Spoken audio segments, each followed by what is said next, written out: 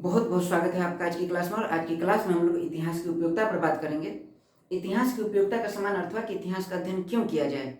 तो पिछले लेक्चर में हम बात कर चुके इतिहास की उपयोगिता या इतिहास का अध्ययन क्यों किया जाए। तो इसके दो फायदे हैं, एक तो एग्जामिनेशन के स्तर पर अच्छा कर सकते हैं और सेकेंड हमारे जीवन में जो भी समस्याएं आती है उस समस्या से निजात पाने के लिए, उस समस्या के बुरे प्रभाव को कम करने के लिए हम इतिहास को एक विकल्प के रूप में देख सकते हैं, क्योंकि इतिहास विषय का कहीं ना कहीं अप्रत्यक्ष रूप से दर्शन से भी संबंध है। तो इन तथ्यों को समझने के लिए हम इतिहास की उपयोगिता पर बात करते हैं। तो इतिहास की उपयोगिता पर हम सबसे पहले बात करेंगे इतिहास का एग्जामिनेशन के लेवल पर क्या फायदा है। तो चलिए उसको समझने का प्रयास करते हैं। देखिए, तो सबसे पहले हमारा बिंदु है इतिहास का किसके लेवल पर, एग्जामिनेशन के लेवल पर। जैसे आप अगर बात करें तो इतिहास के एग्जामिनेशन के लेवल पर अगर समझने का प्रयास करें तो दो लेवल का एग्जाम होता है।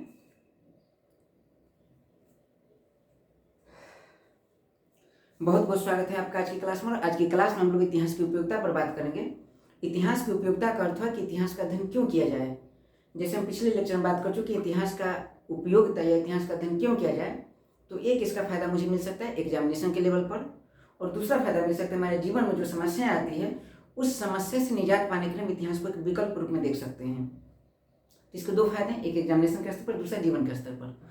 तो हम सबसे पहले बात करें एग्जामिनेशन के स्तर पर हमें कैसा फायदा मिल सकता है इतिहास से। तो चलिए हम समझने के प्रयास करते हैं इतिहास की उपयोगिता। तो देखिए, तो इतिहास की उपयोगिता की बात करें तो सबसे पहले है एग्जामिनेशन के लेवल पर।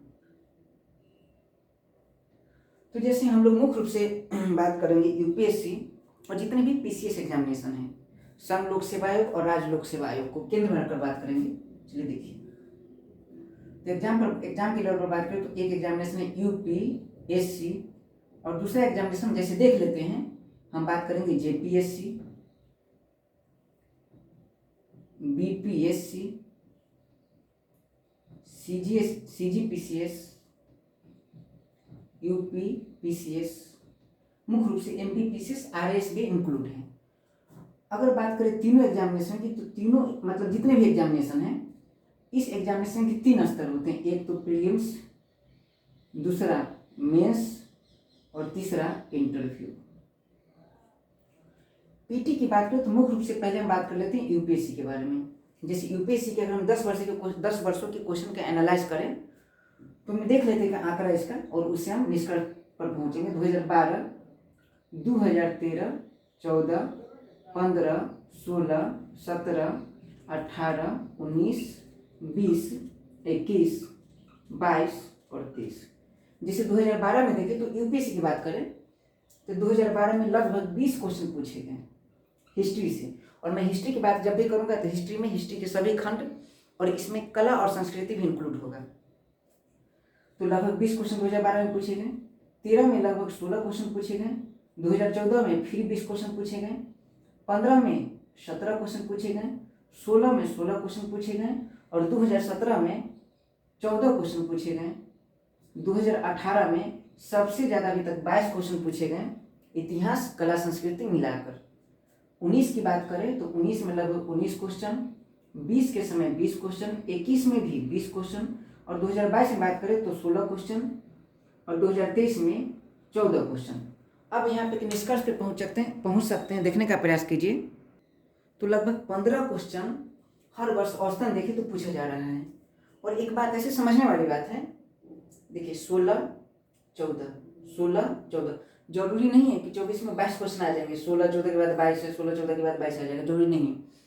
लेकिन फिर भी अगर हम एक एनालाइज करें तो ऐसा लग रहा है कि लगभग हमेशा इतिहास, कला, संस्कृति से मिलाकर लगभग 15 से 20 के बीच में क्वेश्चन आने का संभावना है।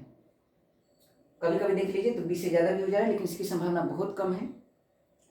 और देख लीजिए हमेशा 15-20 के आसपास क्वेश्चन आ रहा है। तो इसका अर्थ है कि अगर आप इतिहास विषय को ठीक ढंग से तैयार करते हैं तो आप इतिहास विषय के आधार पर, चूंकि आप यूपीएससी की पीटी का कटअप देखें तो लगभग समझिए कि 52 से लेकर 55 के बीच में कटअप होता है, या 50 से 55 क्वेश्चन के बीच में। तो 50-55 क्वेश्चन सही करने हैं और उसमें से अगर 15 के आसपास क्वेश्चन, 15 से 20 क्वेश्चन इतिहास के आ रहे हैं तो इसका साफ साफ अर्थ है कि इतिहास का काफ़ी अच्छा वेटेज है। लेकिन आपको बता दूँ, इतला कर दूँ कि आप कहीं भी बहुत मेहनत करके पढ़ें, फिर भी अगर इतिहास के 15 क्वेश्चन आ गए या फिर 20 क्वेश्चन आ गए तो आप 20 के 20 क्वेश्चन सही नहीं कर सकते हैं। यूपीएससी के बारे में एक और ये बात तो बहुत रोचक है कि जो व्यक्ति क्वेश्चन सेट कर रहा है वो व्यक्ति भी, या शायद वो व्यक्ति भी नहीं, जो क्वेश्चन बना रहा है इतिहास का उस क्वेश्चन को सॉल्व कर पाए। क्योंकि कई बार यूपीएससी के एग्जामिनेशन के बाद ही पता चलता है कि इसका एग्जैक्ट आंसर क्या होगा। लेकिन फिर भी अगर आप ठीक ठाक तैयारी करते हैं तो लगभग औसतन बात करें तो लगभग अगर समझिए कि 15 क्वेश्चन है तो उसके आसपास लगभग बहुत अच्छी तैयारी आपकी है, ऑप्शनल लेवल की तैयारी है, या फिर एक बहुत अच्छा समझ है आपको, टॉपिक का कंसेप्चुअल अंडरस्टैंडिंग है, तो आप लगभग 10 से 12 क्वेश्चन ठीक कर सकते हैं। तो नॉर्मल अगर समझने का बात करें तो इसका मतलब है साफ साफ कि पीटी के लेवल पर इतिहास का ठीक ठाक वेटेज है। ठीक, अब इसके बाद हम लोग समझने का प्रयास करेंगे जैसे बाकी एग्जामिनेशन क्या हाल है पीटी के लेवल पर।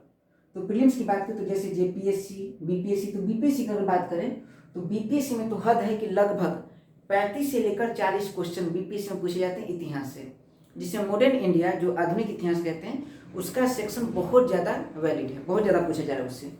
तो चलिए हम बात कर लेते हैं, देख लेते हैं इसे। तो चलिए जे सबसे पहले बात करते हैं बीपीएससी में। तो बीपीएससी में कितने 35 से लेकर 40 क्वेश्चन पूछे जाते हैं। और सीजीपीसीएस की बात करें, यूपीपीसीएस की बात करें, इसमें हम आरएस इंक्लूड कर देते हैं, एमपीपीसीएस इंक्लूड कर देते हैं। तो जितने भी इसमें लगभग 20 से 25 क्वेश्चन, 20 से 25 क्वेश्चन आप एनालाइज कर सकते हैं, देख सकते हैं प्रीवियस ईयर के क्वेश्चन। तो एक बात देख लीजिए, यूपीएससी के लेवल पर भी, पीसीएस के लेवल पर भी, और बीपीएससी के तो हद लेवल पर क्वेश्चन पूछे गए इतिहास से। तो इतिहास का है तो क्लियर बात है कि पीटी के लेवल पर आपको बहुत बेनिफिट मिल सकता है। और बाकी विषय जैसे ज्योग्राफी की बात करें तो ज्योग्राफी समझने के लिए एक साइंटिफिक अप्रोच भी होना चाहिए, तभी ज्योग्राफी को आप समझ सकते हैं। बाकी विषय पॉलिटी में आपको नॉर्मली समझने के साथ साथ आपकी याद करने की कैपेसिटी कुछ हद तक ठीक होना चाहिए। ठीक है, बाकी विषय मतलब आईआर समझने के लिए फिर आपको एक मैपिंग का आइडिया होना चाहिए, एक एनालिटिकल पावर होना चाहिए। इतिहास में ऐसा कुछ है नहीं। इतिहास विषय बहुत रोचक विषय, अगर इसे भी साइंटिफिक अगर उस तरीके से पढ़े तो बहुत बेहतर कर सकते हैं इसमें। लेकिन अगर वो साइंटिफिक अप्रोच नहीं है उसके बाद भी इतिहास में बढ़िया कर सकते हैं, क्योंकि इतिहास के बारे में तमाम बातें आप बचपन से सुनते आए हैं। तो जो तमाम बातें बचपन से सुनते हैं वो कहीं ना कहीं किसी लेवल पर आपको फायदा जरूर करती है। तो इतिहास विषय को बहुत कम मेहनत के साथ तैयार किया जा सकता है। तो ये हुआ इसका आयाम। अब हम मेंस की बात करें तो चलिए इसे हम हटाते हैं पहले।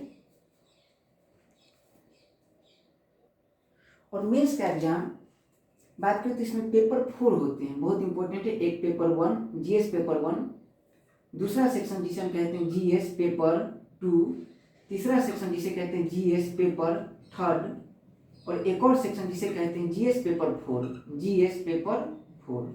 इसके अलावा 250 का ऐसे पेपर होता है, उसे हम इंक्लूड करके चलते हैं। तो निबंध, ये पेपर भी 250 मार्क्स के हैं। और बाकी जितने पेपर आपको दिखाई दे रहा है 4 पेपर, ये सारे 250 मार्क्स के हैं। तो टोटल हो जाए 1000 मार्क्स। और इसके बाद ऑप्शनल पेपर की बात करें, वैकल्पिक विषय की बात करें तो वो मतलब 500 के होते हैं। तो सोच लीजिए 1000 और 500 1500 और 250 1750 का प्रॉपर मेंस है, हर समय 1750 का। ठीक है, तो देख लीजिए ये जो आपको दिख रहा है प्रॉपर बात करें तो देखिए यहाँ, तो समझने की कोशिश करें। तो जीएस पेपर 1 है, तो जीएस पेपर 1 की बात करें तो जीएस पेपर 1 में मुख्य रूप से हिस्ट्री के सेक्शन आते हैं, जियोग्राफी के सेक्शन आते हैं। तो हम इंक्लूड कर देते हैं इसे, हिस्ट्री, जियोग्राफी, इसके साथ बात करें तो सोसाइटी के सेक्शन, और हिस्ट्री के साथ याद रखिए, हिस्ट्री के साथ में इंक्लूड कर लीजिए कल्चर, हिस्ट्री के साथ कल्चर, जियोग्राफी और सोसाइटी। ये सेक्शन पेपर 1 में पढ़ना। हिस्ट्री कंप्लीट हिस्ट्री, ठीक है, geography complete geography, Indian geography और world geography, culture complete art and culture और इंडियन सोसाइटी भारतीय समाज, इसके बारे में पेपर 1 में सवाल पूछे जाएंगे इससे संबंधित। जीएस पेपर 2 की बात करें तो जीएस पेपर 2 में पॉलिटी के सेक्शन, आईआर के सेक्शन, गवर्नेंस के सेक्शन, ये जितने रिलेटेड सेक्शन हैं ये सेक्शन पूछे जाएंगे जीएस पेपर 2 में। जीएस पेपर 3 की बात करें तो इकोनॉमी का सेक्शन, साइंस एंड टेक का सेक्शन, इसके बाद बात करें इन्वायरमेंट और इकोलॉजी का सेक्शन। तो ये जो सेक्शन है ये पूछे जाएंगे जीएस पेपर 3 में। एक बहुत इंपॉर्टेंट है डिजास्टर मैनेजमेंट, और इसके बाद बात करें पेपर 4 में, तो पेपर 4 में बहुत इंपॉर्टेंट सेक्शन है इथिक्स, जो एक फिलॉसफी का पार्ट होता है इथिक्स। लॉजिक, और लॉजिक के से रिलेटेड है इथिक्स, हालांकि लॉजिक का बहुत जरूरी है नहीं, तो फिलॉसफी का एक पार्ट होता है इथिक्स। तो देख लीजिए, मेंस की बात करें तो मेंस के लेवल पर अगर देखा जाए तो जीएस पेपर 1 में इतने सब्जेक्ट हैं, जीएस पेपर 2 में इतने सब्जेक्ट हैं, जीएस पेपर 3 में इतने सब्जेक्ट, और जीएस पेपर 4 में इतने सब्जेक्ट हैं। अब हमें इतिहास ये भी सिखाता है, और बता दूं कि यूपीएससी का जैसा सिलेबस लिखा गया है, अगर आप सिलेबस के अकॉर्डिंग तैयार करें तो आप यूपीएससी के विषय को बहुत अच्छे तरीके से तैयार कर सकते। जैसे अब बात यहाँ देखिए इतिहास, तो आपको सबसे पहले अध्ययन करना है जीएस पेपर 1 का एक सिस्टमैटिक वे में। कैसे, मतलब कुछ लोग ऐसे कोई भी विषय पहले उठा लिए, जैसे इथिक्स पहले कंप्लीट कर लिए, फिर इन्वायरमेंट पढ़ लिए, फिर साइंस एंड टेक पढ़ लिए, फिर इकोलॉजी पढ़ लिए, इकोनॉमिक्स पढ़ लिए, इकोनॉमिक्स में economy, Indian economy, disaster management पढ़ लिए, फिर कभी गवर्नेंस पढ़ लिए, फिर कभी पॉलिटी पढ़ लिए। ऐसे पढ़ने से आप में जो विश्लेषण करने की कैपेसिटी वो खत्म हो जाएगी, विश्लेषण आप नहीं कर पाएंगे। जो तार्किक ज्ञान है वो याद रखना है, जैसे आप बचपन में पढ़ते हैं तो आप पहले पहाड़ा सीखते हैं, और मतलब हिंदी की जो वर्णमाला है उसे लिखना सीखते हैं, उसके बाद बात करें ABCD सीखते हैं, और फिर उसके आधार पर आप शब्दों को बनाने का प्रयास करते हो। तो एक सिस्टमैटिक वे में पढ़ाई होना चाहिए। वैसे ही अगर विषय को अगर समझने के प्रयास करें विषय को कैसे पढ़ा जाए, तो इसमें जो सबसे कोर विषय वो साइंस है। अगर आप साइंस का अध्ययन पहले कर सकते हैं तो बहुत बेस्ट है। तो पढ़ने का क्रम होना चाहिए, वैज्ञानिक पद्धति है वो, आपको विषय में क्या होना चाहिए कि सबसे पहले आपको पढ़ना चाहिए साइंस, ठीक है। और साइंस पढ़ने के बाद, क्योंकि अगर आपको साइंस का समझ हो गया, ठीक ठाक समझ हो गया साइंस का, तो साइंस के 3 पोर्शन आप जानते हैं, एक केमिस्ट्री, एक फिजिक्स और एक बायो। और आपको बता दूं फिजिक्स और केमिस्ट्री, मुख्य रूप से खासकर फिजिक्स आपको ज्योग्राफी में बहुत हेल्प करेगा। अगर आपको फिजिक्स का समझ नहीं तो आप यकीन मानिए क्लाइमेटोलॉजी आप ठीक से नहीं कर पाएंगे। रटने की कैपेसिटी ठीक है, कई मतलब तथ्यवार चीज़ों को आप रट जाते हैं तो अलग बात है, लेकिन अगर आप understanding level scientific approach develop करना चाहते हैं ज्योग्राफी को लेकर तो आप डेवलप नहीं कर पाएंगे अगर आपको साइंस का फिजिक्स का समझ नहीं है। तो फिजिक्स में खासकर कुछ टॉपिक ऐसे हैं जैसे टेम्परेचर, हीट वगैरह, ये सब बहुत जरूरी है। तो याद रखना है कि साइंस का अगर समझ हो गया केमिस्ट्री फिजिक्स का तो ज्योग्राफी में हेल्प कर देगा। अगर बायोलॉजी का समझ है खासकर तो इकोलॉजी जो टॉपिक होता है इन्वायरमेंट और इकोलॉजी, इसमें हेल्प कर देगा। तो कुल मिला के बात है, सबसे पहले आपको कौन सा विषय पढ़ना, तो सबसे पहले आपको पढ़ना है साइंस। और साइंस बहुत गहरा साइंस नहीं, एक कम से कम साइंस का समझ होना चाहिए। और अगर 12th की जो बायोलॉजी है उसके बाद लास्ट में कुछ लेसन है इन्वायरमेंट इकोलॉजी के, अगर वो कंप्लीट कर लेते हैं साइंस के इन्वायरमेंट इकोलॉजी तो बहुत ज़्यादा हेल्प करेगा। बायोलॉजी कुछ सेक्शन बहुत ही हेल्प करेगा इन्वायरमेंट इकोलॉजी में। तो चलिए सबसे पहले क्या पढ़ना है, साइंस पढ़ना है। और साइंस पढ़ने के बाद आना है ज्योग्राफी में, यानी जीएस पेपर 1 में। अब देख लीजिए, जैसे हम ज्योग्राफी अध्ययन करते हैं तो अभी यूपीएससी के मेंस में सवाल आया था कि प्राचीन इतिहास के विकास में भौगोलिक कारक की क्या भूमिका है। इसका मतलब साफ साफ समझिए, प्राचीन इतिहास के विकास में भौगोलिक कारक की क्या भूमिका है, मतलब इतिहास के निर्माण में कहीं ना कहीं भौगोलिक कारकों का योगदान है। भौगोलिक कारक मतलब ज्योग्राफी का योगदान है। और आपको बता दो, सोचिए एक राजा है, वो राजा सौभाग्य से एक ऐसे परिवेश का राजा है, एक ऐसे स्थान का राजा है जिस स्थान में लोहा अधिक मात्रा में है, कोयला अधिक मात्रा में है और कृषि संपन्न क्षेत्र है, वहाँ की मिट्टी बहुत उपजाऊ है। और एक राजा है जो काफ़ी विपन्न क्षेत्र है, कृषि से विपन्न है। एक राजा कृषि से संपन्न है, वह लोहा से विपन्न है। दूसरे राजा की बात करूँ, एक राजा लोहा से संपन्न है। एक राजा की बात करें तो वह राजा कोयला से विपन्न है, एक राजा कोयला से संपन्न है। तो सोच लीजिए, अगर आपसे पूछे कि कौन सा राजा ज़्यादा मजबूत होगा, तो समान सी बात है कि वो राजा जिसके पास लोहा ज़्यादा उसके पास हथियार ज़्यादा होगा, जिसके पास अन्न का, चूंकि कृषि उपजाऊ भूमि ज़्यादा है तो उसके पास अन्न की कमी नहीं होगी, तो उसके सिपाही मजबूत होंगे मानसिक रूप से, शारीरिक रूप से। तो जाहिर सी बात है कि अर्थव्यवस्था जिसका मजबूत हो वो राजा बहुत कमाल का राजा होगा, शक्तिशाली राजा होगा, उसके साम्राज्य विस्तार की नीति सफल होगी। तो यहाँ सिंपल बात सोचना है कि अगर देखिए, अगर ज्योग्राफी जैसे मैंने कहा कोयला हो, लोहा हो, कृषि से संबंधित उपजाऊ भूमि हो और ऐसे कुछ भौगोलिक कारक, जलवायु अच्छी हो, ठीक है, जलवायु के कारण भी तो कई चीज़ें प्रभावित होती है। तो अगर ज्योग्राफिकल एस्पेक्ट अच्छा हो तो इतिहास उसके पक्ष में होगा। आ रहा समझ में? तो ज्योग्राफी बहुत इंपॉर्टेंट है। साइंस आप अध्ययन कर ले तो साइंस के बाद आपको ज्योग्राफी समझना है, और ज्योग्राफी के बाद मतलब पेपर 1 में ज्योग्राफी को समझने के साथ आपको उसके बाद इन करना हिस्ट्री में, ताकि आपको ये पता चले कि आखिर कोई राजा अगर शक्तिशाली तो क्यों शक्तिशाली, उसकी साम्राज्यवादी नीति क्यों सफल हो रही है, तमाम बातें जो हम इतिहास पढ़ेंगे तो ज्योग्राफी से लिंक करके पढ़ेंगे। और इतिहास के तीनों सेक्शन में पहले कई लोग ऐसा भी करते हैं कि प्राचीन इतिहास से सवाल कम आ रहा है, आधुनिक मध्यकालीन इतिहास से सवाल कम आ रहा है तो आधुनिक इतिहास डायरेक्ट पढ़ते हैं। पढ़ लेंगे आप, फिर मैं कह रहा हूँ रट जाएंगे, क्योंकि अगर आप तोता हैं तो रट जाएंगे। लेकिन याद रखना है कि जो समझ हो सकता है कि इतिहास कैसे कैसे आगे बढ़ा, आज हम यहाँ कैसे पहुँचे, एक माइल स्टोन था जो आदमी की उत्पत्ति थी, वहाँ से आज कैसे पहुँचे, इन तथ्यों का समझ आपको नहीं हो पाएगा। इसीलिए इतिहास में सबसे पहले आप प्राचीन इतिहास, उसके बाद मध्यकालीन इतिहास, उसके बाद आधुनिक इतिहास को पढ़े, उसके बाद स्वतंत्रता के बाद का इतिहास, और इतिहास जहाँ समाप्त होता है उसी के साथ पैरेलल में पॉलिटी शुरू होता है। तो इतिहास आप जैसे ही कंप्लीट करते हैं तो इतिहास तो अपने साथ कल्चर को लेकर चलता है, तो इतिहास के साथ कल्चर कंप्लीट हुआ। और मैं भी बता चुका हूँ कि चूंकि इतिहास में हम मानव से संबंधित घटनाओं का अध्ययन करते हैं और मानव समाज को लेकर चलता है, तो इतिहास कंप्लीट करने के साथ साथ आप ऐसे इतिहास जब पढ़ेंगे तो आप सोसाइटी को लेकर चलेंगे। लेकिन फिर भी इतिहास का अध्ययन करने के बाद आप सोसाइटी को पढ़ें तो ठीक से देख लीजिए, साइंस ज्योग्राफी, मतलब साइंस के बाद हम लोग सीधे कहाँ करेंगे, ज्योग्राफी में। और एक बात बता दूं, पेपर थर्ड में साइंस प्रॉपर्ली सिलेबस में कम है, साइंस टेक ज़्यादा है। तो मैं पेपर थर्ड की बात नहीं कर रहा हूँ, आपको कह रहा हूँ कि इस सिलेबस से पहले आपको साइंस पढ़ना चाहिए।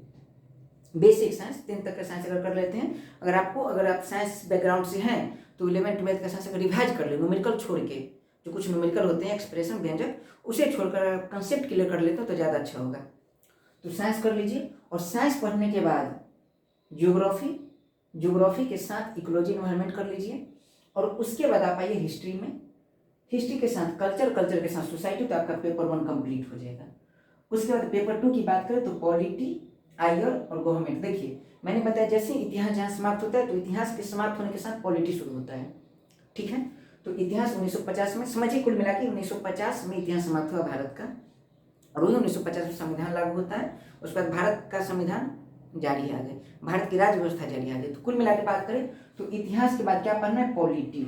और आपको बता दूं कि जब तक आप इतिहास को नहीं समझते, इतिहास को जो अंतिम चरण है, जैसे कुछ मैं बात करूँ इतिहास में पढ़ना है संवैधानिक विकास, जैसे रेगुलेटिंग एक्ट की बात करें, उसके बाद आगे जितने भी मतलब काउंसिल एक्ट है उसकी बात करें, तो जब तक आप इसे नहीं समझते हैं, पिट्स इंडिया एक्ट 1935 के भारत जो अधिनियम है उसे नहीं समझते हैं, कुल मिला के क्रमबद्ध तरीके से अगर आप नहीं समझते हैं तो आप पॉलिटी को नहीं समझ पाएंगे कि संविधान का निर्माण कैसे हुआ, और संविधान का निर्माण नहीं समझेंगे तो फिर आगे समस्या हो सकती है।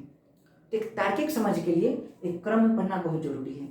पॉलिटी कंप्लीट हो गया। अब चूंकि ज्योग्राफी में आपका मैपिंग पहले से कंप्लीट है, पॉलिटी जैसी कंप्लीट हुआ था आप गवर्नमेंट्स को ठीक कर सकते हैं, तैयार कर सकते हैं।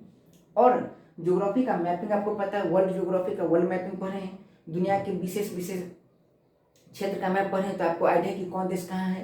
तो उसके आधार पर चूंकि भौगोलिक कारक भी एक सीमा, चूंकि सोच के बताइए, आज अगर बात करें इंग्लैंड बहुत शक्तिशाली देश है और भारत कहीं ना कहीं उसके मामले में कमजोर है। क्यों, रीजन क्या है, क्योंकि याद रखना है जो संघर्ष में रहता है वो कहीं ना कहीं पिछड़ता है, भी रीजन है। भारत का जो सीमा विवाद है पाकिस्तान से, चाइना से हमेशा चलते रहता है, जिस रीजन से भारत की बहुत ज़्यादा एक धन का स्रोत, आय का स्रोत सीमा विवाद को सॉल्व करने में, एक आर्मी में खर्च हो जाता है। लेकिन इंग्लैंड की बात करूँ तो इंग्लैंड का ऐसा भौगोलिक परिवेश है कि उसकी सीमा किसी भी देश से नहीं सटती है, और किसी देश से नहीं सटने के कारण इंग्लैंड सिर्फ नेवल पर खर्च कर पाती है और आर्मी पर खर्च नहीं करती है। एक ये भी रीजन है कि उसका आय का बहुत हिस्सा बच जाता है, और इंग्लैंड एक संपन्न देश है। जैसे बात करें यूएसए की और कनाडा की, तो यूएसए और कनाडा का जो बॉर्डर है उसे दुनिया का सबसे शांत बॉर्डर कहा गया है, क्योंकि कभी विवाद वहाँ नहीं होता है। तो सोचने वाली बात है, तो वहाँ भी यूएस और कनाडा दुनिया का सबसे बड़ा बॉर्डर है, और उतना बड़ा सीमा जहाँ विवाद न हो, तो एक धन का बहुत बड़ा हिस्सा जो आर्मी पे खर्च हो सकता है तो बच जाएगा। तो समझना भौगोलिक जो सीमा है वो भी, और थोड़ा सा याद रखना उस परिवेश पर, संबंध पर, जिसे हम अंतर्राष्ट्रीय संबंध कहते हैं, तो संबंध पर भी निर्भर करता है कि देश की स्थिति कैसी होगी। तो आईआर अगर समझना है तो आपको मैपिंग आइडिया होना चाहिए, कौन देश कहाँ है ये आइडिया होना चाहिए। तो इसका मतलब समझिए, जब तक आप ज्योग्राफी नहीं करेंगे तब तक आप आईआर नहीं समझ पाएंगे। तो क्रम समझ गए, एक बार फिर मैं क्रम पे चर्चा करूंगा। उसके बाद जब आप पॉलिटी कर लेते हैं, सेक्शन को पेपर 2 को कर लेते, तो उसके बाद आना, सोचिए किस हिसाब से पेपर 1, पेपर 2, पेपर 3 बनाएंगे। इसी रीजन से कि पहले आप पेपर 1 कीजिए, पहले साइंस कीजिए, फिर पेपर 1 कीजिए, पेपर 1 के बाद पेपर 2 कीजिए, उसके बाद पेपर 3 कीजिए। और पेपर 3 में क्या है, इकोनॉमी के साथ फिर साइंस टेक है, साइंस प्रॉपर नहीं है, साइंस टेक है। तो साइंस चूंकि आप पढ़ चुके तो साइंस टेक में कोई ज़्यादा मुश्किल नहीं होगा। उसके बाद इन्वायरमेंट, इकोलॉजी, ज्योग्राफी के साथ कर चुके हैं। अगर आप उसमें नहीं किए तो आप कर सकते हैं, कोई दिक्कत नहीं है। डिजास्टर मैनेजमेंट भी ज्योग्राफी का एक पार्ट है। प्लेट टेक्टोनिक थ्योरी, अब प्लेट टेक्टोनिक थ्योरी से संबंधित है ज्वालामुखी, भूकंप, कई प्रकार की आपदाएं, और उस आपदा से बचने के लिए डिजास्टर मैनेजमेंट पढ़ना होगा, क्योंकि डिजास्टर आपदा उसे मैनेज ही तो करना पड़ता है। ये चीज़ें हैं। अभी इन चीज़ों का अगर आपको ज्ञान हो गया तो इन विषयों को मिलाकर आपको पढ़ना है एथिक्स, और जब सभी विषयों का ज्ञान हो गया तो इन सभी विषयों के आधार पर आपको समझना है निबंध, क्योंकि निबंध वास्तव में कोई विषय है नहीं, निबंध एक लिखने की कला है, तरीका है। तो आप समझ चुके होंगे कि कैसे अध्ययन करना है। अगर आप ऐसे अध्ययन करते हैं तो यकीन मानिए कि आपको विषयों को लेकर एक निश्चित समझ, एक बेहतर समझ हो जाएगा। और आप जितने भी जैसे सवाल देखें तो सवाल ऐसे पूछे जाते हैं। पहले सवाल होता था प्रॉपरली कि सिंधु घाटी सभ्यता में नगरीय विकास की विशेषता पर चर्चा करें, नगर नियोजन किस प्रकार की विशेषता की चर्चा करें। अब सवाल आने लगा कि सिंधु घाटी सभ्यता की जो नगर नियोजन है उसे हम वर्तमान स्थिति में कैसे देख सकते हैं, वर्तमान स्थिति को सुधारने में सिंधु घाटी सभ्यता के नगर नियोजन की क्या भूमिका है, महात्मा गांधी के विचार और रविन्द्रनाथ टैगोर के विचार में क्या समानताएं थी। तो कहीं ना कहीं दो टॉपिक को रिलेट करके पूछा जा रहा है। प्राचीन इतिहास के निर्माण में भौगोलिक कारकों की समीक्षा करें या भौगोलिक कारकों की विश्लेषण करें। तो समझिए कहीं ना कहीं भूगोल को हिस्ट्री से रिलेट करके पूछा जा रहा है, इकोनॉमी को हिस्ट्री से रिलेट करके पूछा जा रहा है। जैसे औद्योगिक क्रांति के सवाल आ जाते हैं, वर्ल्ड हिस्ट्री सवाल आ जाता है। अब एक बात कर लें कि नॉर्मली देखिए बाकी विषय से कितने सवाल आते हैं फर्क अभी नहीं पड़ता फिलहाल, क्योंकि हम इतिहास की बात करें। तो मैं आपको बता दूं कि इतिहास का जो मेंस में अगर बात करें, अच्छा एक बात बताइए, अगर आप इतिहास का अध्ययन नहीं करते हैं तो बताइए जब तक आप इतिहास नहीं पढ़ते तब तक कल्चर में अच्छा नहीं कर पाएंगे, सोसाइटी में अच्छा नहीं कर पाएंगे। क्योंकि इतिहास का जब अध्ययन हम करेंगे तो इसे हम आगे समझेंगे कि इतिहास का एक पार्ट है सामाजिक, धार्मिक, आर्थिक और राजनीतिक। तो जैसे जैसे हम इतिहास पढ़ेंगे, जैसे इतिहास में पढ़ेंगे सबसे पहले पाषाण काल, उसके बाद पाषाण काल में चूंकि पाषाण काल का जो नवपाषाण उसमें थोड़ा सा समाज की परिकल्पना आती है, थोड़ा सा, बहुत ज़्यादा नहीं। उसके बाद सिंधु घाटी सभ्यता, उसके बाद वैदिक काल, ठीक है, समझने वाली बात है। तो उसके बाद वैदिक काल, वैदिक काल के बाद जो भी आ रहा है महाजनपद, और महाजनपद के बाद मगध साम्राज्य, और मगध साम्राज्य के बाद अन्य प्रकार के साम्राज्य वंश। तो समझिए सब अपने आप में जब चूंकि मानव गुजर है तो किसी न किसी प्रकार की समाज की परिकल्पना होगी। तो एक सामाजिक विकास कैसे कैसे हुआ इसी में समझेंगे। तो अगर आप इतिहास को नहीं समझ सकते हैं तो फिर सोसाइटी को समझना बहुत मुश्किल हो जाएगा। आज समाज कैसे उससे फर्क नहीं पड़ता, समाज इससे भी हमें फर्क पड़ता है कि पिछले दशकों में, पिछले शताब्दियों में और पिछले 1000 वर्षों में समाज कैसा था। तो समाज का निर्माण धीरे धीरे धीरे धीरे समाज आज यहाँ कैसे पहुंचा, इस बात को तो समझना जरूरी है। तो एक क्रम है, एक प्रक्रिया है, तो इसी प्रक्रिया से आपको समझना होगा। तो ये तरीका है मेंस की तैयारी का। अगर आप पूरा मेंस इस प्रकार से तैयार कर लेते हैं तो उसके बाद फिर इंटरव्यू में बहुत ज़्यादा। और एक बात और, इन विषयों को पढ़ने के बाद जब आप अच्छे से पढ़ पाएंगे तो फिर तय करना आसान है कि ऑप्शनल सब्जेक्ट क्या लें। तो विकल्प विषय के रूप में, जैसे वैकल्पिक विषय की बात करें तो जो विषय आपको बहुत करीब है, जिस विषय में अच्छा समझ में आ रहा है, तो उस विषय को आप वैकल्पिक विषय के रूप में ले सकते हैं, ठीक है, वैकल्पिक विषय। तो ये हमारा एक आइडिया हो गया पीटीओ मेंस को लेकर। और उसके बाद आप वैकल्पिक विषय का चुनाव कीजिए, फिर इंटरव्यू के लेवल पर तो दूसरा बात है। तो आप ये समझ चुके होंगे कि इतिहास पढ़ने के लिए साइंस और ज्योग्राफी जरूरी है। अब सवाल है कि खुद से कैसे पढ़ें। तो देखिए आप खुद से पढ़ते हैं तो खुद से पढ़ने में एक समय, अगर बात करें तो 1 महीने या 1.5 महीने 2 महीने का समय तो इतिहास पढ़ने में लग जाता है, ठीक से समझे तो। नहीं तो कई लोग जल्दी जल्दी के चक्कर में रहते हैं और जल्दी के चक्कर में वो लोग बहुत ज़्यादा वक्त लगा देते हैं। याद रखना सफलता का कोई शॉर्टकट तरीका नहीं है। तो लोग जल्दी जल्दी के चक्कर में बहुत जल्दी हो जाते हैं और बहुत जल्दी के चक्कर में बहुत ज़्यादा समय लगा देते हैं और इतिहास को नहीं समझ पाते हैं। इसके चक्कर में उनको बार बार इतिहास का चक्कर लगाना पड़ता है और कई वर्षों तक इतिहास को पढ़ते पढ़ते इतिहास हो जाते हैं। तो नॉर्मल सी बात है, आप सबसे पहले आर्य शर्मा का इतिहास, प्राचीन इतिहास, और उसके बाद मध्यकालीन इतिहास सतीश चंद्र की, और आधुनिक इतिहास अगर विपिन चंद्र की है, स्पेक्ट्रम में राजीव बहिर की, इसका अगर अध्ययन करो तो एक समझ हो जाएगा ठीक ठाक। अगर आप मेरे साथ तैयारी करते हैं तो इन बुक के साथ जो भी इंपॉर्टेंट बुक है, जैसे यूपीएससी में हर बार इतिहास में कुछ सवाल नहीं पूछे जाते हैं, तो अलग अलग प्रकार की जो बुक है जो नई मार्केट में आती है, तो उस प्रकार के बुक का जो क्रिक्स है, जैसे एनसीईआरटी, हमारे लेक्चर में एनसीईआरटी के साथ जो भी महत्वपूर्ण बुक है रेफरेंस बुक के तौर पर उस बुक को, और साथ में कुछ और महत्वपूर्ण बुक जो बहुत ज़्यादा इंपॉर्टेंट है जैसे रामचंद्र गुहा की पुस्तक, तो सारे उनकी स्वतंत्रता के बाद का इतिहास है, तो उन सारे पोर्शन को हम लोग कवर करेंगे एक साथ। तो अगर आप यहाँ तैयार करते हैं तो उतने ही समय में ज़्यादा बढ़िया से तैयारी हो सकता है। तो एक ये भी आयाम है। तो चलिए ये हम समझ गए कि इतिहास के एग्जामिनेशन के लेवल पर क्या उपयोगिता है, और इतिहास अगर ना पढ़े तो आगे का विषय पॉलिटी में समस्या हो सकती है, सोसाइटी में समस्या हो सकती है। और आगे की बात करें तो कुछ हद पर जैसे इथिक्स में समस्या, निबंध में समस्या हो जाएगी, और कुछ हद तक इथिक्स में भी समस्या हो जाएगी, कुछ हद तक। और निबंध तो बहुत इंपॉर्टेंट है। सर कहते हैं कि निबंध लगभग जैसे महिला की सुरक्षा की बात करें, महिला की निर्भरता की बात करें, महिला पर मैक्सिमम निबंध आ जाता है। निबंध हालांकि कोई भी टॉपिक पे आ सकता है, तो उसका मैक्सिमम पार्ट इतिहास पे डिपेंड होता है। ठीक है, तो चलिए ये हमारा एक आयाम हो गया मेंस का। तो एग्जाम के आधार पर समझ गए। अब हम आगे समझने का प्रयास करें कि इतिहास की उपयोगिता हमारे जीवन में किस प्रकार से है। तो चलिए उसे समझने का प्रयास करते हैं।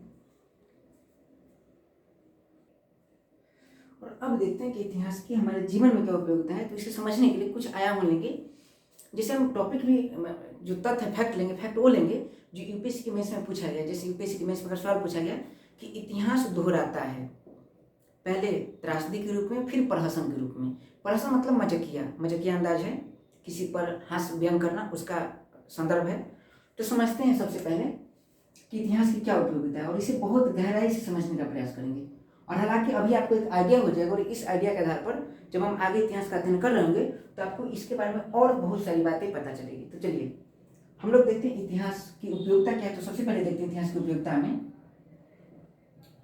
क्या है मामला। सबसे पहले कि इतिहास, और इसी अध्ययन करते करते हम लोग समझें कि इतिहास का प्रारंभ कैसे करें, और इतिहास में हम इन कर जाएंगे। तो देखिए एक तरीका से, तो सबसे पहला लाइन है इतिहास बार बार दोहराता है। और ये लाइन कार्ल मार्क्स का है। और इसी लाइन को एक अलग अंदाज में जो जर्मन के दार्शनिक हैं उनका नाम हीगेल है। हीगेल कहते हैं कि इतिहास, हिस्ट्री बार बार दोहराता है। एक मतलब अगर कार्ल मार्क्स की बात करें तो कार्ल मार्क्स का लाइन है इतिहास बार बार दोहराता है, पहले त्रासदी के रूप में, फिर प्रहसन के रूप में। जैसे लिख लेते हैं, पहले त्रासदी के रूप में और फिर उसके बाद प्रहसन के रूप में।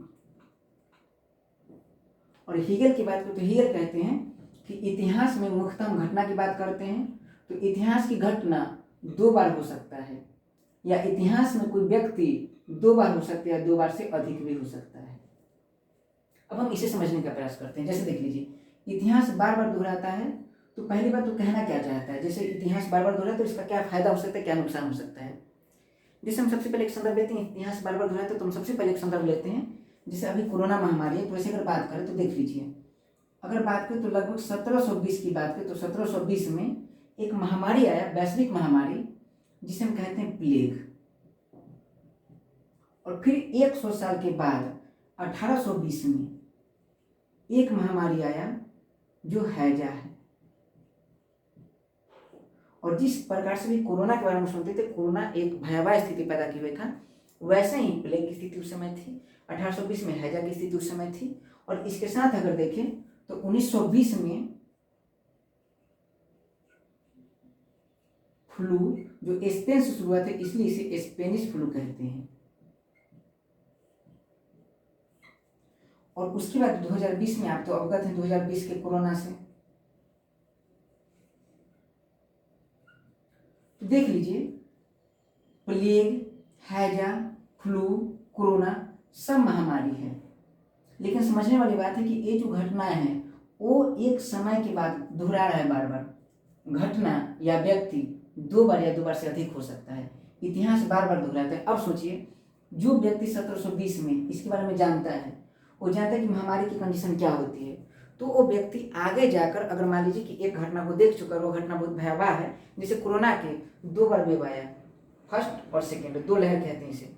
तो फर्स्ट लहर में बहुत ज़्यादा डर लगा कई लोगों को, लेकिन सेकेंड लहर में चूंकि उनको आदत हो चुका था, तो उतना डर, जितना पहले लहर में जितना डर लगा, उतना डर दूसरे लहर में नहीं लगा, क्योंकि वो मतलब इससे लड़ने की स्थिति में आ चुके थे, या लड़ने की स्थिति में नहीं आ चुके थे तो एक आदत सी बन गई थी। अब तो आदत सी हो गई है।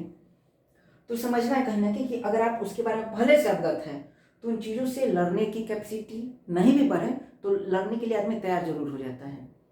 तो देखिए, घटना तो बार बार दोहरा ही रहा है। इसके साथ देखिए तो इतिहास में बहुत सारी ऐसी घटनाएं हैं।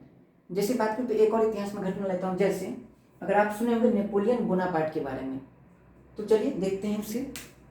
Napoleon Bonaparte